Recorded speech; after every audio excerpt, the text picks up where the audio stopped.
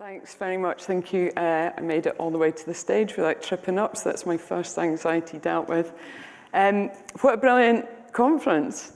This is my first time. I'm a SCAS newbie, I'm going to say. But it's really great to see so many people here in the room, but also online, who are joining us, people who really care about looking after our patients and doing really good resuscitation to improve outcomes in cardiac arrest. Just want to say a special hello to the people who are online, especially the ones in the Highlands and Islands. So it's nice that this is accessible to people as well, and we can get this out where we need to. So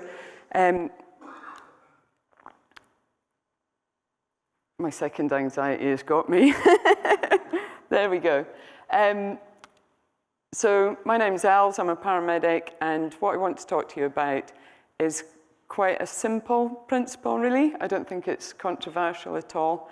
And what I suggest is that if we're going to do resuscitation, that we do it optimally, that we do it thoughtfully, deliberately, and with precision. So you'll all know there's a whole load of new JR Calc updates that have come out recently that talk to us about the way that we approach the patient who is in cardiac arrest. And within those guidelines, there's a lot more flexibility to think about frailty, comorbidity, patient's wishes, futility, the appropriateness of resuscitation. And you're going to hear a lot more about that from Shorty after the coffee break. But the flip side of that is when we think that resuscitation has a chance of being successful, we're going to do it well. We're going to do it properly.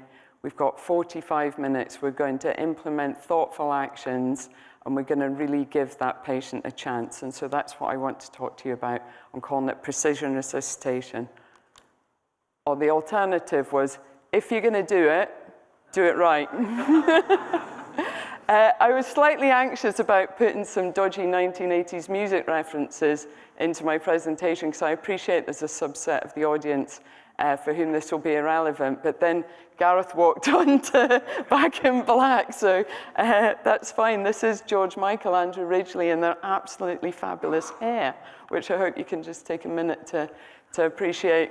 But this is Wham, okay? And they said, if you're going to do it right, and that's what I want to think about. If we're going to do resuscitation, we're going to do it properly. We're not just going through the motions. We're not just carrying out an algorithm or a checklist and looking at our watch and deciding when we can stop. We're going to make some really sensible clinical decisions and decide that this is either a resuscitation that is going to stop, which you'll hear about later, or this is something that we're going all in and we're doing it thoughtfully. So what are we going to do? Well, let's do some CPR. Let's make a start with some CPR. But we're going to do really, really high quality, consistently good CPR. So we're going to do CPR that is appropriate rate, to appropriate depth. We're getting full recoil of the chest. We're minimizing interruptions to our CPR. The heart stopped. That is the problem here, isn't it? The heart has stopped, and so there is no blood going to the body's organs and tissues, and so we have to pump that heart until it's going to start again. And we're not just going to kind of do it as a bit, it's not always the coolest thing. We've got like a bag full of toys and stuff we want to get out and things that we want to do, but CPR is the absolute mainstay of treatment.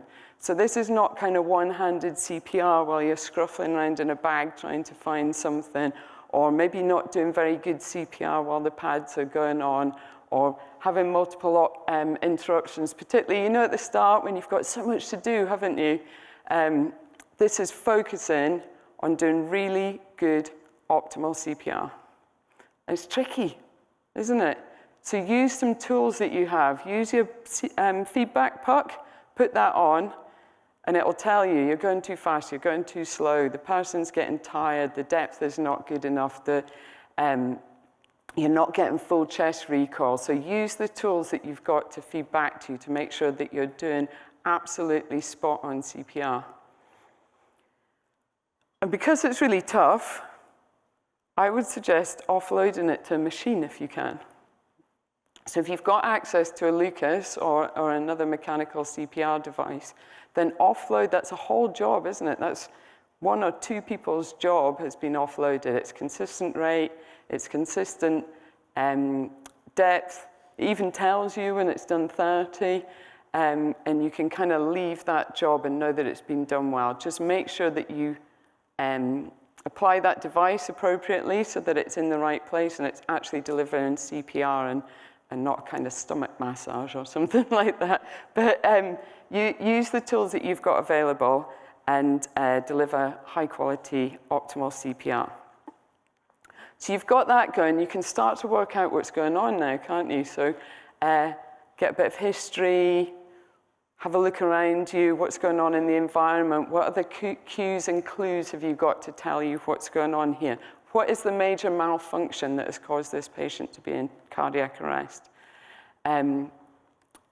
Is it a shockable rhythm? Is it non-shockable? Do you think it's primary cardiac? Do you think there's something else gone wrong with this patient? Start thinking about what the problem is. This is not a homogeneous group of patients that are cardiac arrest. There is something that has caused that patient to be in cardiac arrest. So for those patients who are in a shockable rhythm, we've got to get that shock in, haven't we?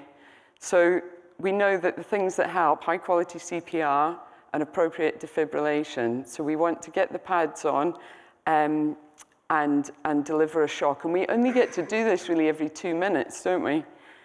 And we know that for every minute that goes on that we haven't cardioverted that into a perfusing rhythm, the chances of that happening become less and less. We want to optimize those shocks, get them in at the appropriate time, and make sure that there's the best chance of that working.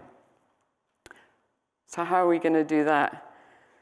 Well, pad placement. Pad placement really matters, okay? And if you forget everything else I've said today, think about this, okay? You're going to try and sandwich the heart between the pads, okay? That is how you're going to deliver electricity. That's how you're going to get the current across the myocardium with the intention of cardioverting that shockable rhythm. So think about placing the heart between the pads. So we're going to start as normal with our anterior lateral pad position, but that is anterior lateral, okay? So it's anterior of the chest and right in at the axilla lateral. It's not clavicle spleen or humerus iliac crest or any of those other kind of things. We're going to get good pad position that sandwiches the heart between the pads. And if that doesn't work, we're going to move the pads, okay? Doing the same thing that hasn't worked and expecting it to suddenly work is not sensible. So we're going to move the pads. So think about when you're going to do this. It's all very well to look at a picture or to read JR count and go, oh yeah, we're going to do AP pad position. How do you do that? Have you all done it before? Have you practiced doing it? Have you thought about at what point you're going to do it? So you're going to wait till you've got enough people to move the patient, or do it when you're moving clothes, or do it when you put the Lucas backboard in. Like all of the things that you do, it needs to be planned and practiced and done thoughtfully and considered within the time that's going to optimize your shocks and reduce interruptions to CPR. Okay? So that's kind of the shockable side, okay? High quality CPR, effective defibrillation. But what about the other side of the algorithm? So I'm primarily talking about PEA here because in asystole, you might be starting to think, are we going to do the full 45 minutes? Is resuscitation appropriate? Using our information, what's happened here, what's going on? But in PEA, the heart wants to go. It might even still be going, it's just not quite enough that it's producing a palpable pulse. So PEA, you've got a heart that wants to go and something else that is the problem. So you're going to look and start searching for clues as to what's going on there. So it might be that you don't have enough circulating volume. so that you've had some losses. It might be some GI losses, it might be bleeding, it might be due to sepsis or some other distributive cause. You might not have enough volume. And these are the patients that we're still going to carry on giving IV fluids to. So we're no longer just getting access and putting a bag of fluids up, because that's kind of what we've always done. If you're giving fluids, you're giving fluids to treat a deficit, not just because it's a cardiac arrest treatment. So if your car had broken down, if it had run out of fuel, you'd put some more petrol in it and hope it would start. That's really sensible. If you thought the head gasket had blown, you wouldn't put in a can of unleaded and hope that it was going to start again. It's about thoughtfully looking for the problems that you think have happened and doing targeted, appropriate treatment and management to address those problems. So luckily, we've got a framework that can help us with this, because this is stressful, this kind of stuff, isn't it? You're doing some doing and you're doing some thinking at the same time. So we've got the 4 H's and the 4 T's. But this is not just a list that we recite: hypoxia, hypovolemia, hyperkalemia. We've all done that or thought that in a cardiac arrest. This is really thinking through this patient that I've got in front of me today. What is the major malfunction? So if you think it's hypoxia, if it's a hypoxic arrest, you need to optimize this patient's airway. So it's not just enough to go, I've got an eye gel in. Is it the right size eye gel? Does it fit well? Is it sealing properly? Am I able to do asynchronous CPR? Do I need to reposition the patient to optimize their airway? Do they need some gastric suctioning? Have I got enough oxygen left? Is it connected? Where's my next oxygen cylinder? All of these things that we're thinking about. So maybe a history will help you. Rule some of these things in, rule some of them out. The patient that's just come on a long-haul flight and then became short of breath and suddenly collapsed, that's giving you some really good clues that it might be a thrombotic event. And also within this framework, you can think about, what are the things that I could treat? What do I have a treatment for? And also, is there another way to get that treatment? So are there some things that are perhaps out with my scope of practice, but maybe I can get some help with? So be thinking here about, do I need to get some more help? Is there somebody else? Do I need to ask for one of the critical care team? Do I need a red team? Do I need basics responders? Is there somebody else in my area that can come and help me with these? So thoughtfully think about your 4 H's and 4 T's, and you'll also kind of within this, it's your sort of special circumstances. So do I have a patient, for example, who's pregnant, who I need to do some different things? I need to do some uterine displacement. I need to think about how will we access an emergency hysterotomy. So this thinking, I would argue, is the difference between basic life support and advanced life support. As clinicians, this is what we bring, not just an algorithm that we routinely work through. We bring some thought, we bring some decision-making, and we bring some deliberate and precise actions.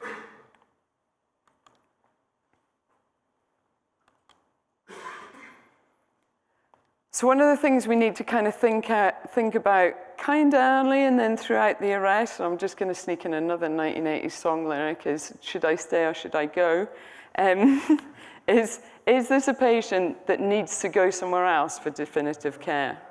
Is there something that we've identified that this patient needs that is only deliverable within a hospital setting? And this might very much depend upon where you are or where the patient is, what's available, what's the geography, what means of transport you have available for you. It might not be the local hospital, so it might be that you have to think about some triage decisions. It might be, again, that you need something else. So is this a patient in whom you've actually got ROSC now, but is a little bit unstable and you need a bit more support? So again, thinking about colleagues in the yellow and red teams, if you can get them to help. So ask for that early. I think it's fair to say that most people would rather come and turn up and actually not be needed than be needed and turn up too late. So no problem at all for asking for that. But if you are going to transport, it needs to be done safely, and really you need to have mechanical CPR and people need to be strapped in. Your safety is really important too. And don't forget the critical care desk. So you might be somewhere where you can't get additional support physically, but think of this as a phone a friend service. So you've got lots and lots going on, having another brain involved to help support you with some of this decision making, some really experienced clinicians who can perhaps just help you with running through some other things, maybe something you haven't quite thought about, something else that you can do to optimize this patient's physiology and increase your chances of getting ROSC. So phone them up. I hope that's fair to say. Some of the colleagues are here in the audience. So there's a lot going on, isn't there? It's busy, it's hard. So one of the things we want to do is think about team leadership.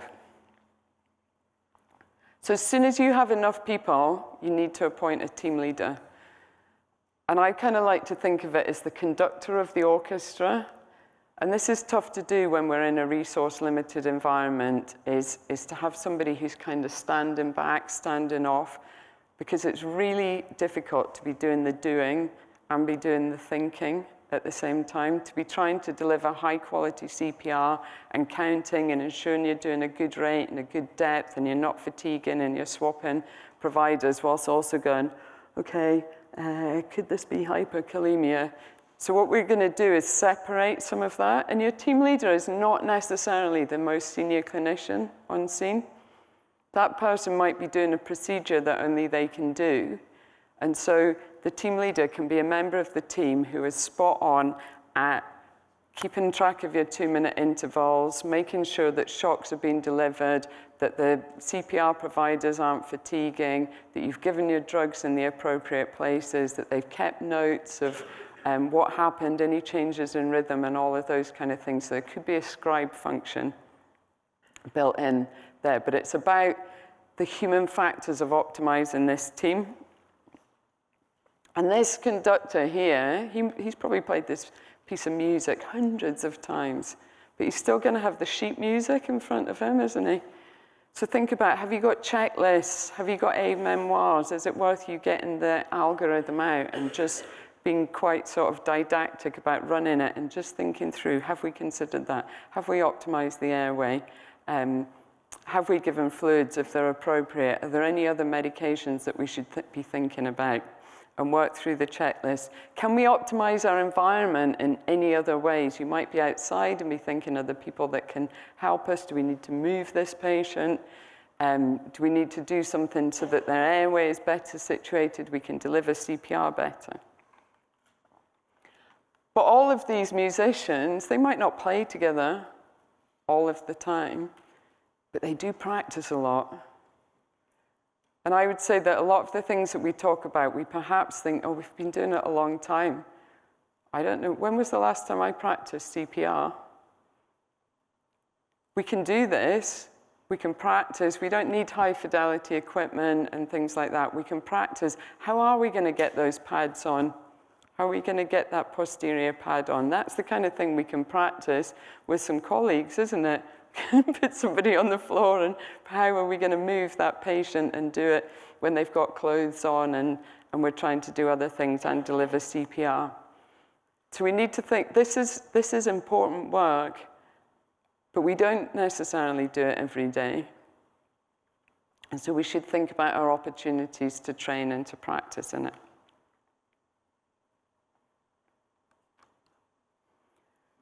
So just to finish up, I'm bringing you back to George and Andrew and WHAM, because what I want you to think about is, WHAM, what am I doing, and why am I doing it? This is about being thoughtful, being considered, being the excellent clinicians that you are, and delivering high-quality CPR, appropriate rate, depth, minimal interruptions, good quality, appropriate, effective defibrillation, sandwiching the heart between the pads, and then looking for that major malfunction and providing targeted, thoughtful management and treatments. Leading that team, so that you optimize the resources that you've got available, getting more help if you need it, sharing the decision making, with the goal of restarting that patient's heart, giving that patient the best chance of survival from cardiac arrest, and that's precision resuscitation. Thank you.